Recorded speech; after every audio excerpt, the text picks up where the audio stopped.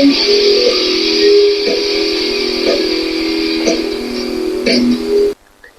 everyone, welcome to Logan's Mosh Pit. Glad to have you here. Do me a favor and please subscribe if you haven't already. Yes indeed, time for another rock and read. Today we'll read chapter 14 of Runnin With The Devil, written by Van Halen's manager, Noel Monk. Chapter 14 is called South America. Let's see what happens next.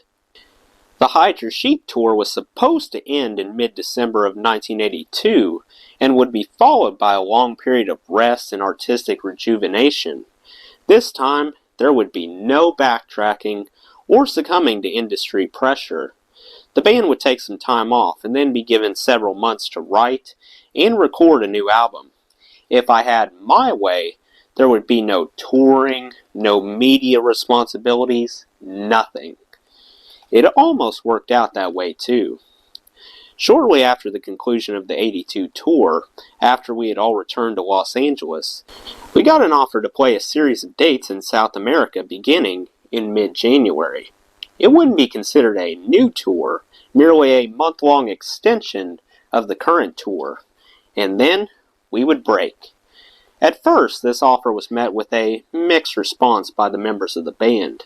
David, as usual, saw dollar signs, the potential to tap into a market we had mostly ignored in the past. This would be our first tour of South America. While Edward was characteristically trepidatious, he remained a homeboy at heart, especially now that he was married, more than the others. Edward relished the idea of holing up in his newly built home studio 5150 and crafting songs that would be remembered as more than mere contractual obligations. Although no longer afraid of visiting exotic locals, Edward still was happiest when left alone with his guitar in Southern California. Alex and Michael were more pliable and basically said that they would do whatever seemed to be best for the band, so I arranged a meeting with the promoter who did a superb job of selling the tour to everyone, and in the end, we agreed to a short and manageable tour, 16 dates in 32 days. With multiple performances in some cities, thus allowing us to settle in for a period of time and actually relax. I wouldn't exactly call it a vacation, but it had the potential to be a legitimately enjoyable experience as opposed to the sort of grinding tour to which we had grown accustomed and which tended to leave us exhausted and at each other's throats by the end. In late December, I flew down to South America with our tour manager and stage manager, and we met up with the promoter and did a whirlwind tour of all the different venues under consideration. I always enjoyed the advanced tours. They were quieter, less stressful, but obviously important from a logistical standpoint. For example, we visited one place in which we were supposed to set up the stage on an indoor basketball court, and we quickly realized that the weight of our gear would have caused the floor to sink. The advanced tour allowed us to avoid these potential disasters well ahead of time and to plan accordingly. While the advanced tour was usually short on debauchery, it did sometimes offer interesting experiences. On the final day of the advance, when we visited Caracas, a massive, pulsating city I had never experienced before, I was treated to a particularly potent strain of marijuana. Someone handed me a joint after dinner. I took a couple hits, as I always did, expecting nothing more than the usual California mellow high, and suddenly found myself wandering the city alone, stoned out of my mind, half trying to find my way home and half just content to absorb the city's beauty and energy. I couldn't remember the name of my hotel, nor the neighborhood in which it was located, so there was no point in hailing a cab for assistance. Instead, I just strolled aimlessly, hoping I'd see something familiar or my memory would be jolted. Neither of those things happened until I thrust my hands deep into my jacket for warmth and came across a matchbook bearing the name of my hotel. A half hour later, just as the sun came up, I walked into my hotel room. I had only a couple hours before my plane was scheduled to leave for Los Angeles, So I changed clothes quickly, stuffed everything into a suitcase, and grabbed a taxi for the airport. I made the flight with only minutes to spare. Once home, I called a meeting with the band, the point of which was to get them pumped up about the South American tour, and also to reiterate the plans for the upcoming year. I pulled no punches this time, reminding them that they needed to take their time and improve the quality of the next record. They kind of looked at me sideways, and no one really said anything. They knew I was right. "So, what do you want us to do?" David asked. "We've tried taking time off in the past. It never happens. You know that." "I understand, but this time, it will happen. I promise to protect you guys. If you agree to take your time and make the best Van Halen album you can possibly make, I'll keep the label off your back. We'll take the whole year off after we go to South America. No touring. Just write a bunch of great songs." "One question," Al said. "Yeah? How will we make money?" Honestly, money should not have been an issue. We had all made enough in the previous couple of years to be comfortable for a while. Rock stars, however, aren't exactly frugal, and Al was the least frugal of the group, so I understood his concern. "Something will happen," I said. "Don't worry about money. We'll figure it out."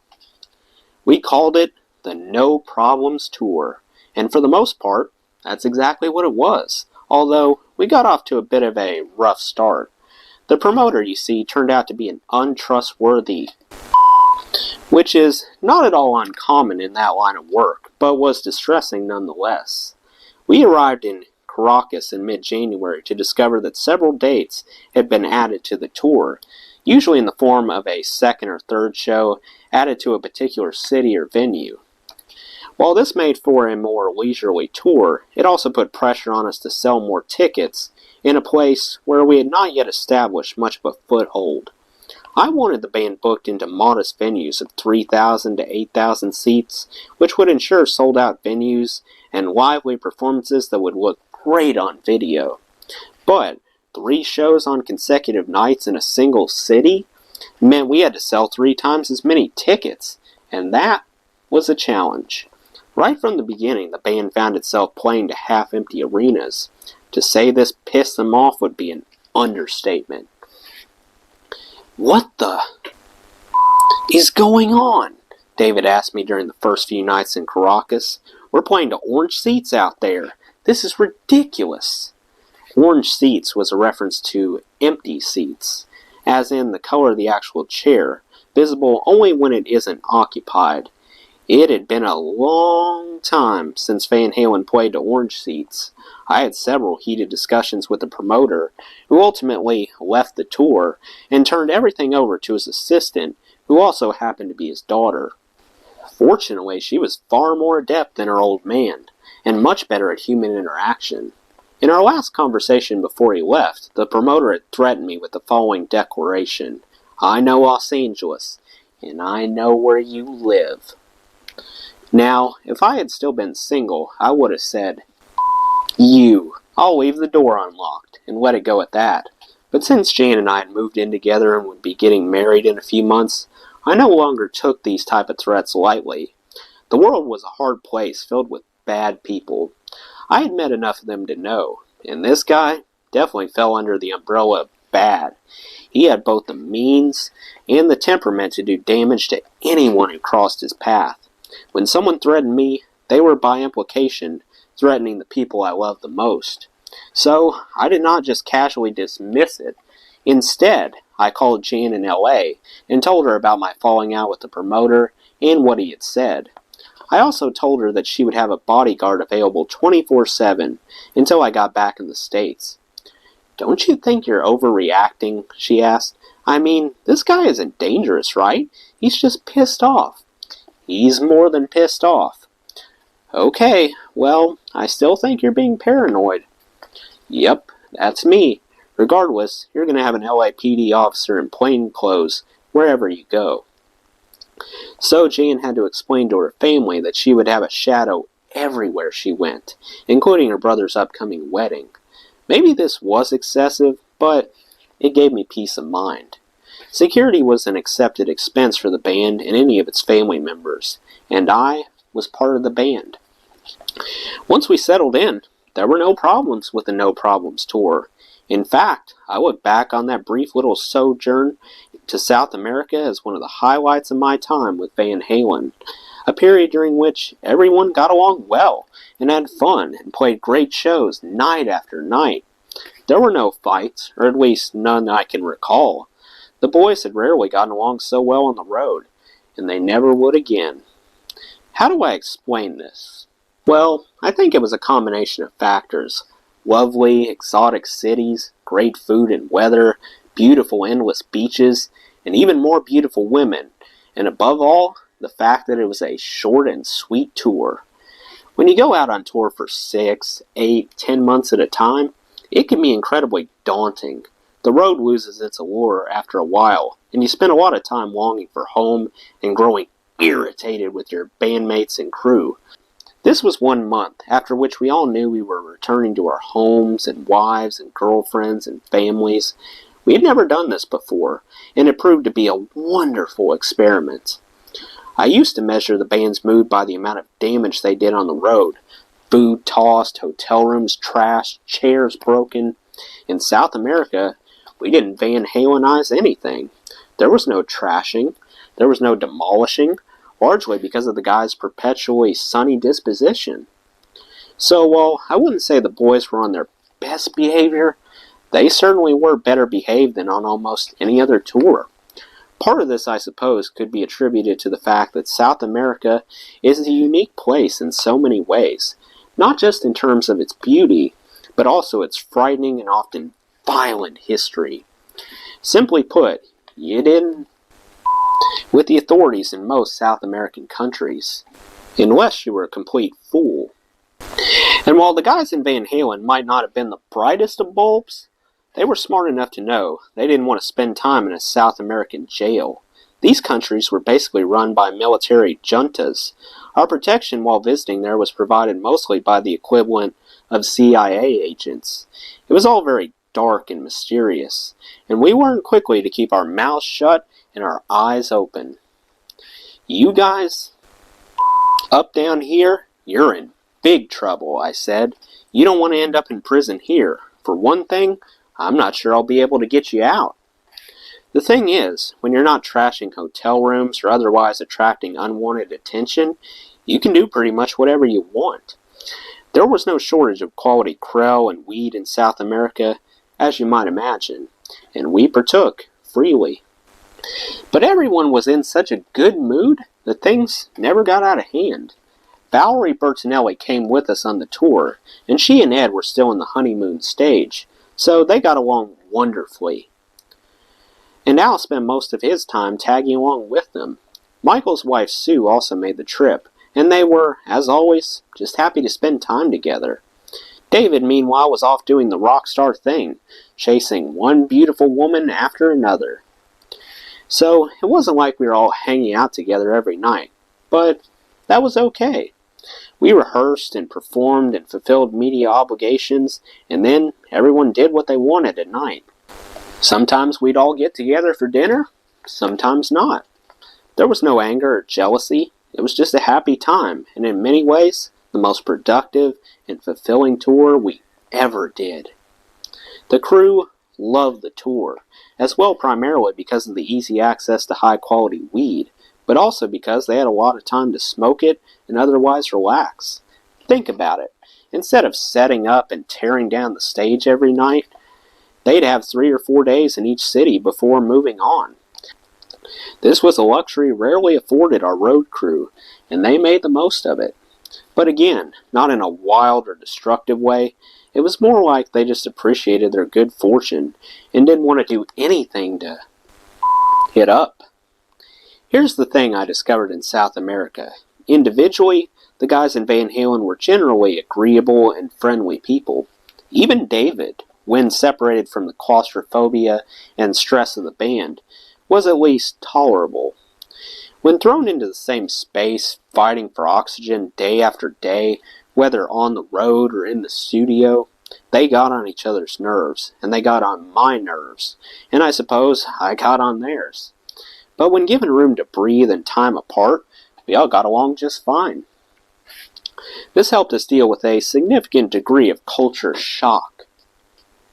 I think the boys figured that since they were going to South America, there would be a degree of comfort and familiarity, though I had warned them otherwise.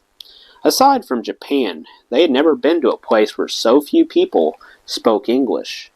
I mean, even in the handful of European countries where English is spoken only grudgingly, you can get by without speaking the native tongue. But in most of South America, this was simply not the case. Despite having grown up in Southern California, the guys did not speak a word of Spanish, and even if they had, it wouldn't have helped them. In Brazil, for example, where we spent nearly 2 weeks, and where the native language is Portuguese, for the most part the locals would stare at you blankly if you tried to speak to them in English. An exception was if you referred to yourself as an American, because of course they consider themselves Americans as well. We also had to get accustomed to the idea that just because a place was beautiful and exciting did not necessarily mean that it was safe. In Rio, the cab drivers never stopped for red lights, especially at night, because they feared being robbed or carjacked or simply executed. The city was that dangerous. The first time I took a cab in Rio, I found myself in the back seat, clutching the armrest as we sped through town toward our hotel, ignoring stop signs and traffic lights at every intersection. The driver did not appear frightened, but merely resolved. This was simply the unwritten rule. Do not stop, ever. It was like going back in time 30 years to a beautiful yet almost lawless nation. Not quite like Castro's Cuba, but it certainly had an old world feel to it. In most countries, each band member, including me, was assigned a bodyguard. A gun-carrying, hardcore bodyguard. This wasn't something I demanded or even requested. It was arranged by a promoter. The bodyguards were clearly serious men with military or law enforcement backgrounds, but they were all unfailingly pleasant and helpful. It was different in every city, but they mostly spoke English and were more than happy to accompany us wherever we went. They could serve as tour guide or enforcer, whatever you needed, and it was comforting to have them with us, since their presence allowed us to enjoy South America with a degree of comfort and security very few tourists would ever have. No request was deemed inappropriate. In Sao Paulo, I was given a tour of their secret underground CIA police headquarters, which was both fascinating and frightening. This never would have happened in the United States, and it was easy. I said to the promoter, I want to see what security is like in this city, and the next thing I knew, I was in a bunker, getting a tour of the nerve center. The equipment looked somewhat antiquated, but there is no denying that they had a very secure system. In a conversation with the head of their version of the CIA, I was informed that he could ensure that the Brazilian portion of our tour went quite smoothly. It would cost only $5,000. I didn't ask how that money would be used. I merely wrote the check. And indeed, we had no problems in Brazil. As everywhere, cash is king. You have to remember, most of South America had experienced multiple and major revolutions in the previous 2 decades, and most of them were much longer and bloodier than Argentina's conflict with Great Britain over the Falkland Islands in 1982, when the mighty Brits beat the Argentinians out of an island of sheep. Most of the revolutions were much nastier, and all of them were put down with a mighty fist. Protesters were herded up, tossed into soccer stadiums, and in many cases, never heard from again. That sense of control through fear and intimidation was pervasive on much of that continent, and you felt it even when traveling first class, as we obviously did. We would hear the most callous remarks delivered with deadpan innocence. As we passed through Argentina into Chile, for example, I noticed a surprising lack of border security. How do you even know this is the border? I asked. The response from one of our bodyguards? It's easy. When you start seeing black faces, you know you're in Chile. From Brazil, we went to Uruguay for a single show at the Cilindro Municipal in Montevideo. We arrived on February 3rd, 1983, around 2 in the afternoon, 2 days before our show. The local promoter was also a general in the Uruguayan army. Interesting combination, huh? Military officer and concert promoter. The show was sponsored by CX50 Independencia Radio, which sounds exactly like the name of what should be a liberal, independent entity, but was in actuality a government-owned radio station. We were staying at the Victoria Plaza Hotel at Plaza Independencia. From these names you get the idea. The Uruguayan Revolution of 1973 truly changed the country, initiating a military dictatorship that endured until the mid-1980s. When we were there, it was apparent that the junta was completely in charge of everything. This was intimidating, but also somewhat reassuring. As long as we stayed on the right side of the law and generally behaved appropriately, we would be treated very well.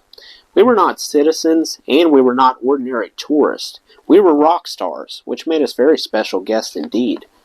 Montevideo was the only place where we had a motorcade waiting to take us from the airport to our hotel. A veritable fleet of open-air limousines so that we could take in the sights of the drive. Montevideo was nirvana for my boys. For the band and crew, it was just a fantastic place. Fun, sun, drugs, women, and all the ingredients to finally make them a happy bunch of road warriors. And I stress that they were happy, because I had never seen them all like this, and I never would again. There was no snipping and all that other bull. We were united in a single cause, have fun and put on some great concerts.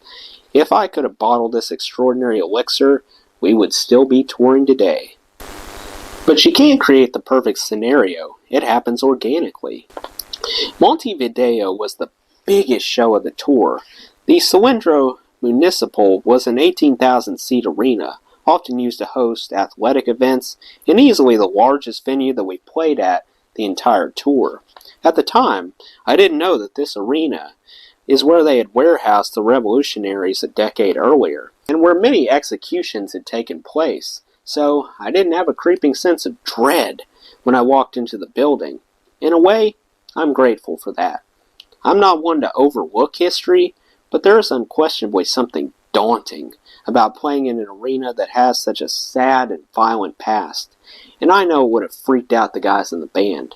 Sometimes it's just better to be blissfully ignorant. The Cilindro was a huge cement circular structure, literally shaped like a cylinder, or a thick-grained silo, that seemed capable of withstanding a thermonuclear attack, or at least an airborne strike. It looked and felt like a massive round fortress. However, in the opinion of the promoter, backed up by several high-ranking military officers who for some reason were deeply involved in decisions relating to our show, was that Van Halen's sound system would do irreparable damage to the building. That only sounds like a joke. In fact, they were quite serious. "What the are they talking about?" David said when I told the guys of these concerns. "We're a rock and roll band. We're loud. What are we supposed to do about it?" "I'm not sure," I said, "but I do know that you don't argue with the junta. The army has no desire to see this fortress collapse on the audience. The last thing they need is another revolution because of a Van Halen concert, and frankly, we don't need that either." I tried to explain to the promoter that we had played hundreds of shows all over the world, in arenas older and less stable than Cilindro Municipal. "You're worrying about nothing," I said. "The building will be fine."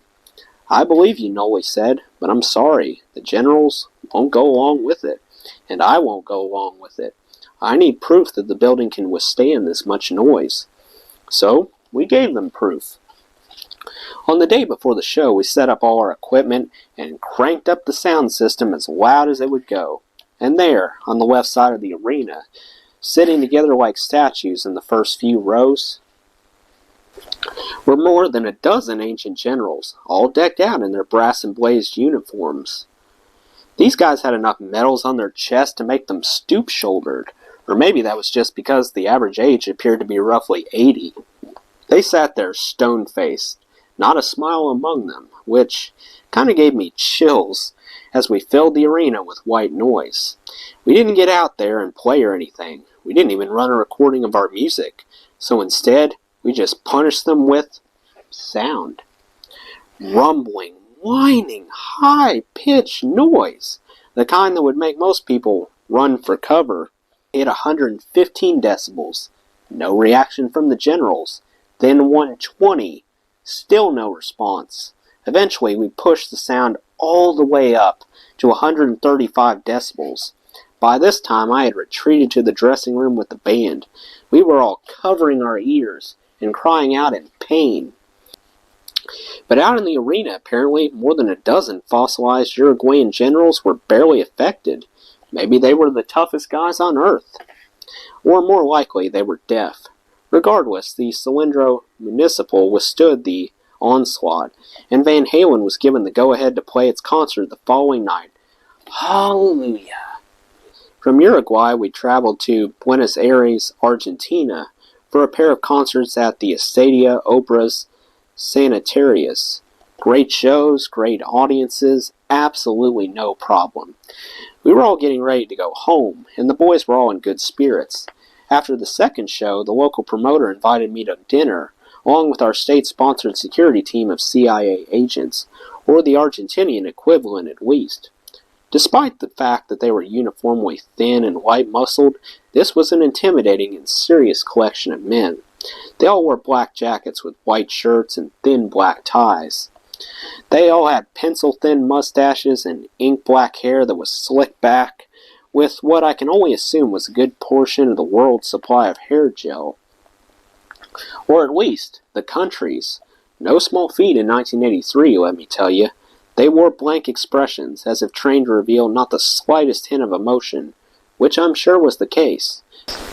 There was very little conversation during dinner, in part because of the language barrier, but also because, well, I don't think these guys were accustomed to making small talk. But at one point, near the end of the meal, the head of security asked me a rather pointed question. There was no prelude to it, just the strangest question that came out of the blue. So, Mr. Monk, tell me, how many men have you killed? I expected laughter, but there was none. Instead, every head at the table turned to me and waited to hear my response. I sat there quietly for a moment, fork in hand, before finally answering, none, that I know of. With that, everybody at the table cracked up. They nodded knowingly at one another and spoke in whispered, rapid bits of Spanish, none of which I understood, but I got the gist of it. I realized then that these were not ordinary security officers, but rather the best of the best, or the worst of the worst. These were men who had worked in the death squads. These were men who had rounded up revolutionaries and made them disappear. A chill went down my spine as I forced a weak smile and tried to go back to my meal. But my appetite was gone. Unpleasant moments like this aside, even today the South American tour stands out in my memory. It wasn't just that everyone was getting along. It was more that it felt like old times, like a return to what things had been like. Everyone seemed to enjoy things in a way that they hadn't in a long while. It was a memorable tour for all the right reasons. The sense of camaraderie, brotherhood, and entertainment. But those same reasons were also what made it so fleeting. The tour was a lot of great things, but most of all, it was a high point that we would never return to. On February 14, 1983, I flew back from Buenos Aires to Los Angeles, along with most of the band.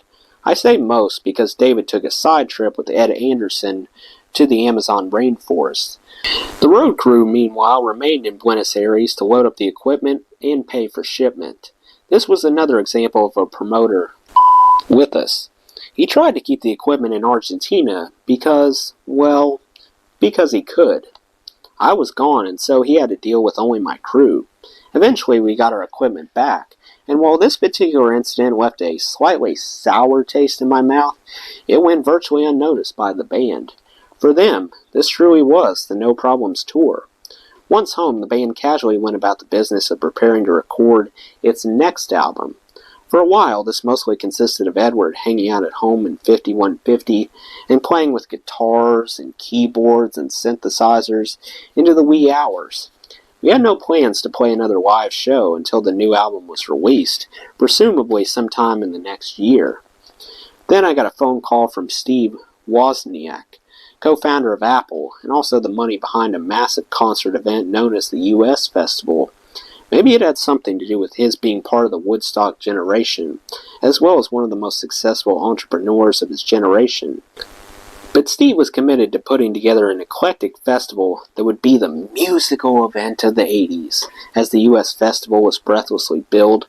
In fact, this was the second version of the US Festival, the first having been held in 1982, over the course of 3 days on Labor Day weekend. This one would be bigger and better, he promised.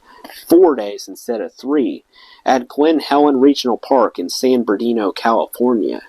Each day would be ascribed to a particular theme or musical genre. Punk/new wave one day, rock on the second day, heavy metal on the third, and country on the last day. Van Halen, he said, would be the headliner on Heavy Metal Day. At first, I was not interested. Festivals tend to be a pain in the ass, a logistical nightmare not worth the headache or the financial expense. Moreover, I wanted the band to continue to focus on writing and recording the best album they could possibly produce. What date are we talking about? I asked Steve. If it was Labor Day or even midsummer, we might be able to squeeze it in. Memorial Day weekend, he answered. I explained that this would not give us a lot of time to prepare, and that we were just getting started on a new album. I didn't want to be rude, because I appreciated what Steve was trying to do. He did seem to have a lot of passion for the project, which he viewed as a vehicle for blending music and technology to help make society better and more unified. Or some such bull. Like I said, he was a child of the 60s, as was I, of course, but I was a bit more practical. I don't know, Steve. I'm not sure this is a great idea for us right now. We're willing to pay you pretty well for your time, he explained. You might want to think about it. How much? $1.5 million. After 5.5 years with one of the biggest bands in the world, I did not think there were many offers that would leave me even momentarily speechless, but this one did. I mean, $1.5 million for a single 75-minute show? Sure, why not? You don't say no to that kind of offer. I mean, you can't. I took it to the band, and predictably, they felt exactly as I did, that the money was simply too good to pass up. That said, I thought I'd try and squeeze a little bit more out of the promoters. Call me Icarus, but it paid off. See, what happened is that I decided to slip an unassuming little clause into the band's contract, called a most favored nation deal. In essence, it said that no band could be paid more than we were. Well, in the following weeks, as more acts were added to the festival, David Bowie's team hiked up their fee, requesting a cool $50,000 extra to cover the cost of transporting his equipment across the pond. That's when my clause kicked in. Suddenly, Van Halen was owed another $50,000 as well. When Steve called me up to tell me the good news, I couldn't have been happier. With the wind beneath my wings, so to speak, I felt like nothing could bring me down. The truth was, I did indeed fly a little too close to the sun. The U.S. Festival, it turned out, was significantly more work and expense than we had anticipated, and we were all nearly clipped. There was rehearsal space to rent, merchandise to prepare, a stage set to design.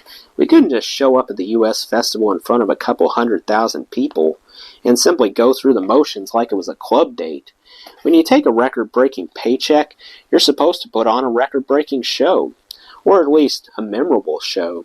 And memorable it was, although not exclusively for the right reasons. But the preparation was actually kind of fun. We were excited to be part of this event, and not just a part, but the headliner on a day that also included Ozzy Osbourne. So that was kind of cool.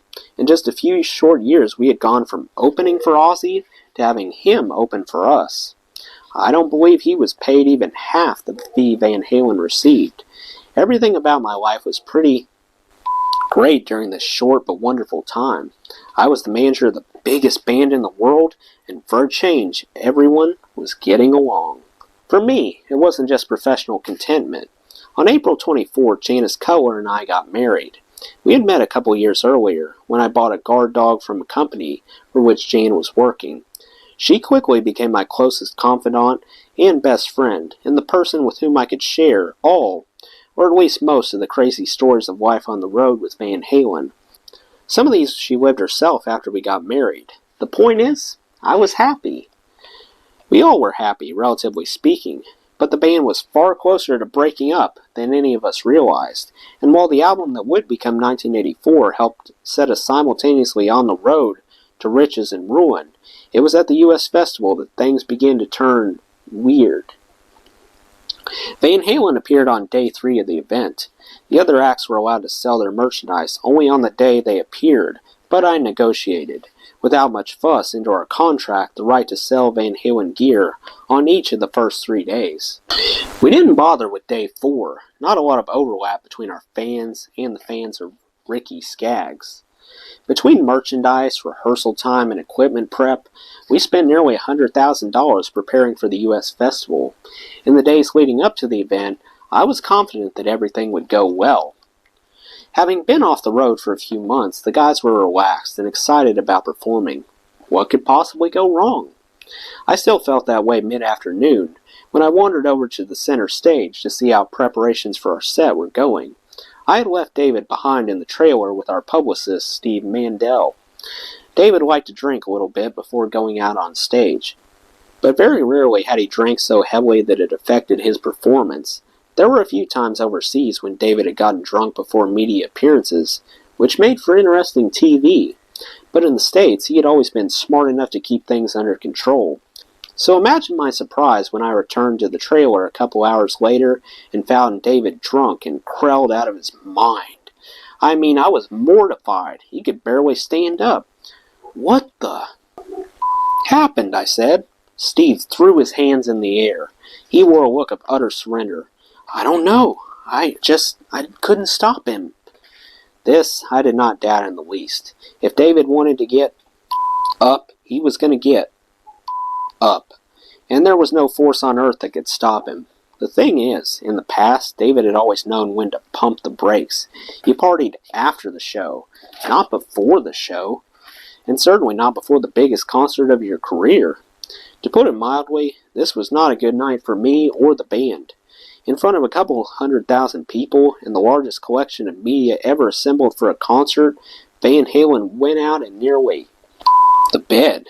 The best front man in rock and roll slurred his way through a bunch of pre-show interviews, including most notably a nationally broadcast and highly embarrassing conversation with MTV's Mark Goodman, in which David told a bunch of bad jokes that only he found particularly funny. Actually, our lead singer was one of only 2 completely up Davids I had to contend with that night. The other David was Jan's brother. He and his wife, an old friend of Jan's, had been invited for the weekend by us. Since I would be working the whole time, David and his wife were company for Jan. Unbeknown to me, David had spent the afternoon of the U.S. Festival alternatively smoking weed, snorting coke, and drinking the very potent drinks served by the bartender at the backstage party area. As Van Halen was about to go on, a bunch of us stood off to the side, just at the edge of the stage. I made sure they were safe and comfortable and could see the show, and then I left to check on the band. I didn't see any of them again until the next day. I missed a lot, as it turned out. My brother-in-law got completely wasted, to the point where he became sick and had to be taken by ambulance to a temporary clinic a short distance away. He was accompanied by his wife and the band's attorney, Jules Salon. Jules had just been to our wedding a few months before and had stayed with us for a fun-filled weekend recently. He was an old and trusted friend as well as a vital part of our merchandising company. He had flown out to California from New Jersey with his wife expressly to be at the U.S. Festival. Needless to say, the weekend did not exactly go as planned. Not only did he miss much of the show, but on the drive to the clinic, David vomited into Jules' lap. Jan spent the rest of the night doing damage control. She knew that I would ban her brother from future band functions if I found out what had happened. She also knew that I had my hands full with Van Halen business, and tonight in particular, festival business. So although she wasn't one to lie to me or keep the truth from me, she decided this was something I didn't need to know. Everyone else agreed with her. Eventually, much later, I did find out about the incident, which, in retrospect, was a fitting footnote to an altogether horrible day. One of my worst as the manager of Van Halen. While the vomit was hitting the fan around one David, I was watching the other David put on the worst performance I had ever seen from him. Now, admittedly, the bar was set pretty high with David. He was not one to simply go through the motions during a live performance. He lived to be on stage and gave his best effort every night. When you came to a Van Halen concert, you expected to see Eddie Van Halen producing sparks with his fretwork, and you expected to see David Lee Roth dancing across the stage and jumping off the drum riser. It was part of the compact between band and fan. But on this night, David did not live up to his terms of the deal. He forgot lyrics, staggered awkwardly around the stage, and for some reason kept saying, "Come on, folks, let's go across the street and have a drink." It was obvious to just about everyone, fans and media, that David was completely wasted. After the show, there was a big party, but I was so depressed and ashamed that I didn't even want to take part. I crawled into our tour bus with a bottle of vodka and drank myself to sleep. My absence eventually went noticed, and Jan came to check on me. After declining to join me in my impromptu pity party, she had the smarts to leave me to my own devices for the night. The next day, I didn't even want to read the trades or the newspapers to see what people had said about the show. I expected to be slaughtered. But when news began to trickle in, it wasn't nearly as bad as I anticipated. Despite what I had witnessed, it seemed that the band had played well enough to cover for the singer's inebriation. And anyway, David appeared to be having a good time on stage, which after all was a Van Halen hallmark. At the end of the week, I got a call from Unison, the production company charged with making a concert video for the U.S. festival. They needed 3 songs from Van Halen, but couldn't find enough images of David jumping. This was a signature move after all, and you couldn't very well make a Van Halen video without repeated images of David soaring through the air, legs splayed like a gymnast. "Seriously," the guy said to me, "I don't think he got off the floor all night." What could I say? I apologized, wished him luck, and hung up the phone. Over the next couple months, the legend of Van Halen, buoyed by a drunken subpar performance at the U.S. festival, continued to grow. It was some sort of cosmic joke. We disappeared for 3 months, played one concert with a face frontman, and then disappeared again. And somehow this only served to broaden the band's appeal. Meanwhile, the boys were in the studio day after relentless day, fighting and bickering over artistic and personal issues while ingesting a lot of cocaine and alcohol and weed. All of this would result somehow in Van Halen's most ambitious and successful album, 1984. They didn't know it at the time, and neither did I, but this was the beginning of the end. Well, that's the end of Chapter 14. Let me know what you thought of Chapter 14 in the comments below. That does it for today's video, guys. I hope you enjoyed. Make sure to like, comment, and subscribe if you haven't already. I really appreciate the support. I'll see you next time. Till then, rock on.